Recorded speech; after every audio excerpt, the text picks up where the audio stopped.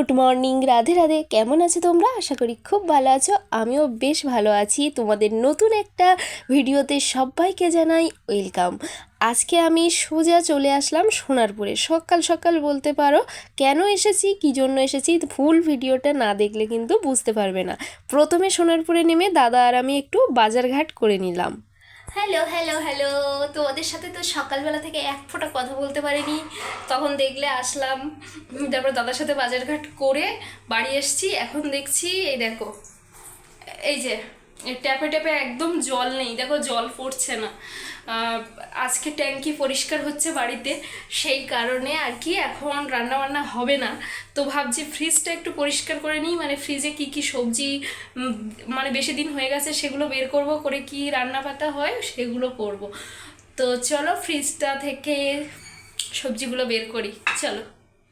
আমি তো বসে পড়েছি ফ্রিজটা পরিষ্কার করতে, ওপরের থাকাগুলো একটু মুছেও দিলাম। আর এই যে সবজির ঝুড়িটা আছে না, এটা বের করেছি জানো তো। এর মধ্যে সবজি এমনকি কবেকার সবজি তার কোনো ঠিক নেই। ওই বাজার করে আমার বাবা আনে, ওপরে ওপরে রাখে, সেই ওপর থেকে খাওয়া দাওয়া করে। অ্যাকচুয়ালি বাড়িতে যদি মহিলা না থাকে এই রকম দুরবস্থা কিন্তু হয়। মানে এটা যারা ফেস না করবে সেটা কেউ বুঝতে পারবে না। এদিকে দেখো ফ্রিজের যেখানটা সবজি থাকে ওখানটা দেখলাম যে বেশ কিছু নোংরা জমে গেছে, তাই কাপড় দিয়ে একটু মুছে নিলাম। আর সবজির পাত্রটায় আমি যতবার বলি প্লাস্টিক দিয়ে ওইভাবে রাখবে না, প্লাস্টিকে জল জমে যায়। দরকার হয় সবজিগুলো মুছে এমনি কাপড়ের উপরে রাখো, রেখে উপর দিয়ে একটা কাপড় চেপে দাও, দেখবে আরও সুন্দরভাবে থাকবে। সেটা আমার বাবাকে আমি বোঝাতে পারি না। আর সবজিগুলো সব ভেতর থেকে জল জল হয়ে গেছে, কেমন একটা হয়ে গেছে। আর এই পাশে একটা থাকা আছে, এখানেও কিন্তু অনেক সবজি রাখা আছে। তাই আমি সমস্ত কিছু পরিষ্কার করে কোনগুলো ফ্রিজে রাখার আর কোনগুলো আজকে রান্না করে নেব সেগুলোই কিন্তু বের করে নিচ্ছিলাম। আমি সব পুরনো যে সমস্ত সবজি আছে যেগুলো এখনও খাওয়া যাবে, যদি আজকালের মধ্যে খাওয়া যায় তাহলে খাওয়া যাবে, সেই সমস্ত সবজিগুলো কিন্তু আমি বের করে নিলাম। আর যে সবজিগুলো 2-3 দিন পরে খেলেও কোনো অসুবিধা নেই সেই সবজিগুলো কিন্তু আমি ওই বাস্কেটের মধ্যে ঢুকিয়ে দিলাম। তারপরে দেখো সবজি গোছানো হয়ে গেছে। এবার দেখলাম ডাইনিং টেবিলটা প্রচুর নোংরা হয়ে আছে। খাওয়া দাওয়ার পরে মুছে না নিলে এরকমই অবস্থা হবে।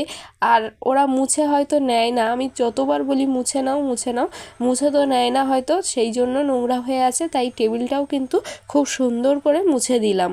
আর টেবিল মুছতে মুছতে যেহেতু বাড়িতে গেস্ট আছে, আমার পিসিরা আছে, তো সেই জন্য ওই পিসি কথা বলছিল, তো পিসির সাথে একটু কথা বলছিলাম।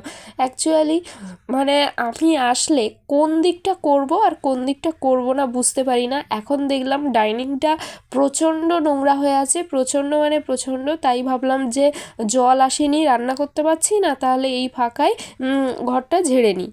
আজ আমার আসার কোনো প্ল্যান ছিল না, হঠাৎ করে শুনলাম কাজের মাসি 2-3 দিনের জন্য অফ দিয়ে দিয়েছে, আর তাও না জানিয়ে। এবার দেখো যদি জানিয়ে করে সেটা একটা আলাদা ব্যাপার, কারণ তাহলে বাসনটা একটু মেজে রেখে যেতে পারে। মানে যে ওনার একটা নিয়ম আছে, উনি রান্না করবেন, করে সেই রান্নার সমস্ত কিছু কড়াই ফড়াই সমস্ত কিছু রেখে চলে যাবে। যদি হুট করে না আসে সেগুলো আবার আমার দাদাকে মেজে বা বাবাকে মেজে রান্না করতে হবে। আর যদি বলে যায় তাহলে একটু মেজে রেখে যেতে পারে। মানে এমনও করে যে প্ল্যানিং থাকলো যে আমি অমুক দিন আসবো না, কিন্তু সেটা বলে না।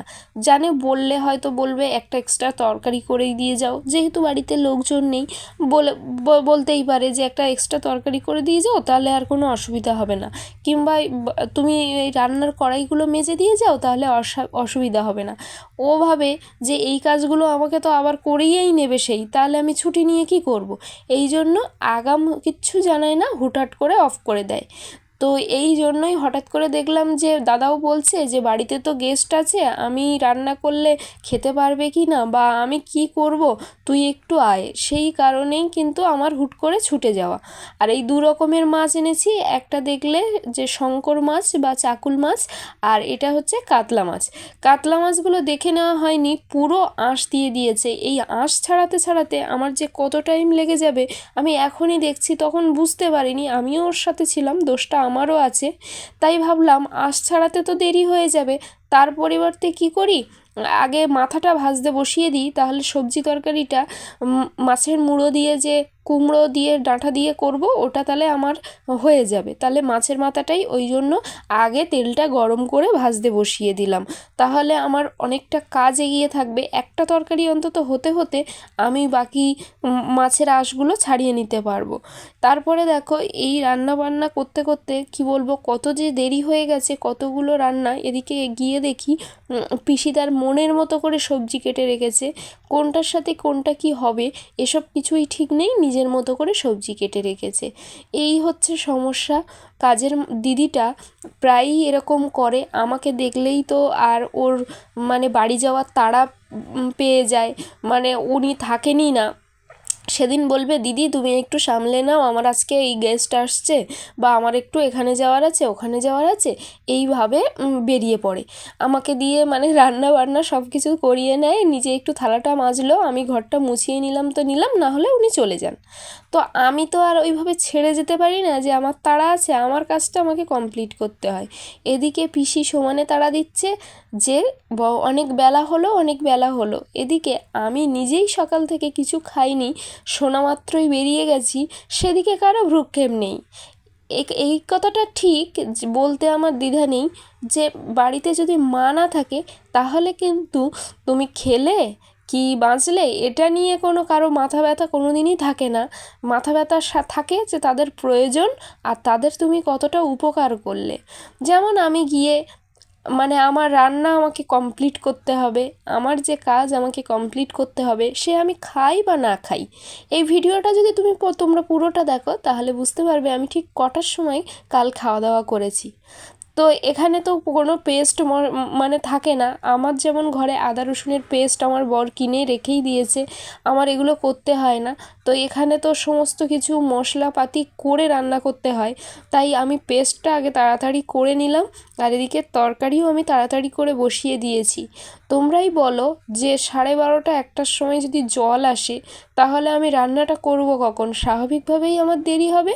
তাও যদি একটা দুটো রান্না হয় ঠিক আছে, কিন্তু অনেকগুলো রান্না পিসি তার মতো করে কেটে রেখে দিয়েছে, আবার দাদা একরকম খেতে চাইছে, সবার মন জোগাতে গেলে তো আমার মন জুগবে না না।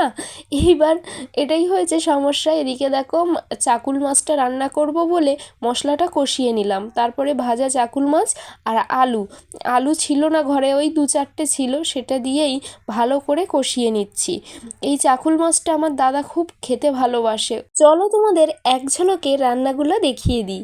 হয়েছিল চাকুল মাছ টমেটো দিয়ে কষা কষা, এদিকে হয়েছে মাছের মুড়ো দিয়ে একটা সবজি, উচ্ছে ভাজা, আর মাছের তেল পেঁয়াজ দিয়ে রসুন দিয়ে কাঁচা লঙ্কা দিয়ে ভেজেছিলাম, আর এদিকে পাতলা করে একটা মাছের ঝোল হয়েছিল পটল ফুলকপি আর আলু দিয়ে। আলুটা একদমই কম ছিল, সেই কারণেই এইভাবে করতে হয়েছে, মানে পটলটাও ফুলকপির মধ্যে দিয়েছি, না হলে আলু ফুলকপি দিয়েই করতাম। এদিকে ওরা খেতে বসে গেছে, ওদেরকে খেতে দিয়ে আমার এদিকে রান্নাঘরে লাস্টের তরকারিটা নামানোও বাকি আছে। তো চলো নামিয়ে নিই। এই হলো আমার আজকের রান্নাবান্না। বাজে 5টা, এখনও খাওয়া হয়নি, এখনও রান্নাবান্না হচ্ছে। কারণটা হলো কালকেও কাজের মাসি আসবে না, আর কালকে নিরামিষ খাবে, সেই কারণে মাছের সব রান্নাবান্না কমপ্লিট করলাম, ওদের খাওয়া দাওয়া হয়ে গেছে। আমি আবার সব কিছু মাজা ধোয়া করে নিরামিষ রান্না বসিয়েছি। কালকে আমিও আসবো না, আমার একটা কাজ আছে, সেই কারণে কালকে রান্নাটা আজকে ডবল করে দিচ্ছি, তাই এখনও আমার খাওয়া হয়নি। কী কী রান্না করেছি তোমাদের দেখাচ্ছি, মানে নিরামিষ পদে কী কী রান্না করেছি। আগেরটা তো দেখে নিয়েছো, এটা আরেকবার দেখো। এই দেখো হয়েছে কলমি শাক ভাজা, যেটা এক্ষুনি রান্না করলাম। এই যে বেগুন ভাজা, চাল কুমড়ো দিয়ে একটা ঘন্ট হবে, এখনো হয়নি। ফাইনালি দেখো আমি খেতে বসে গেছি, এখন বাজে 6টা। এখন আর খেতে ইচ্ছে করছে না, জানো তো, খিদে একদম মরে গেছে। যাই হোক কিছু তো খেতে হবে, সেই কারণে অল্প দুটো ভাত নিয়ে আমি বসেছি খাওয়ার জন্য। আর রান্নাঘর তারপরে যা কিছু ছিল সমস্ত কিছু মুছে পরিষ্কার করতে করতে দেরি হয়ে গেছে। বাসনগুলোও মেজে দিলাম, কারণ কাজের মাসি আসবে না, সেই দাদাকে আর বাবাকেই করতে হবে। সেই কারণে আমি সমস্ত কিছু পরিষ্কার করে খেতে বসেছি। খাওয়া দাওয়া করে একটু ফ্রেশ হয়ে বেরিয়ে পড়লাম পড়ানোর জন্য, আর ওই পড়ানো বাড়িতে চলে এসেছি। আজকের ভিডিওটা তোমাদের কেমন লাগলো অবশ্যই কমেন্টে জানিও। ভালো লাগলে প্লিজ একটা লাইক করে দিও।